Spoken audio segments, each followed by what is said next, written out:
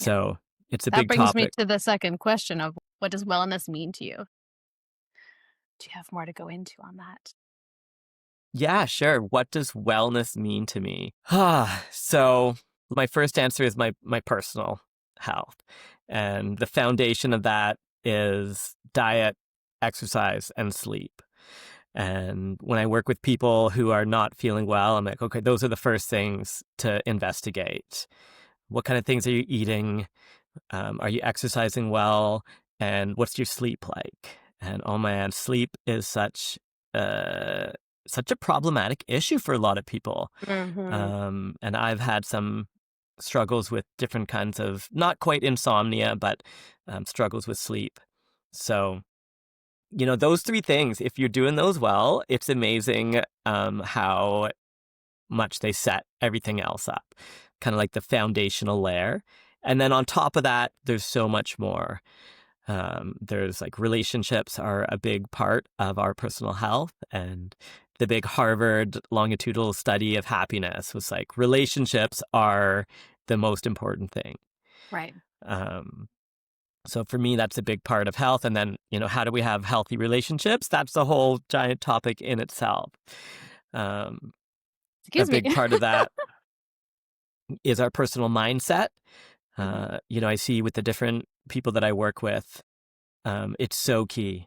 Certain people have a mindset of being like in struggle or being a victim of the world, and it just colors their thinking, colors their emotions. And then certain people have a mindset of like, I can do it, I can handle it, and it just sets up so much of life in a different light. Mhm. Um, yeah, and then on the societal level, like health on a societal level, it's a whole interesting scope to look at it as well, and something that I don't know if I'm going to cover it so much on this podcast, but I am interested eventually to talk to some of my political representatives, and Okay. Mhm. talk about the what's happening on the government level and on the societal level of what are we doing to make sure that we have a healthy society. Mhm. And I've got a son, so a big piece of that for me is, how the next generation are coming up, and we're coming up in strange times with with technology just accelerating dramatically. Some of the schools now have no phones in schools, which I think is a good move and a really interesting change in our society for the Mhm. health of society. And Right. it's like we don't have we limit alcohol and drugs and certain things, and now we're recognizing that these phones are like a crazy addictive thing, and we need to limit that. Um, yeah, so I've been interested in politics my whole life, and it's hard to know how like one person can affect the societal level.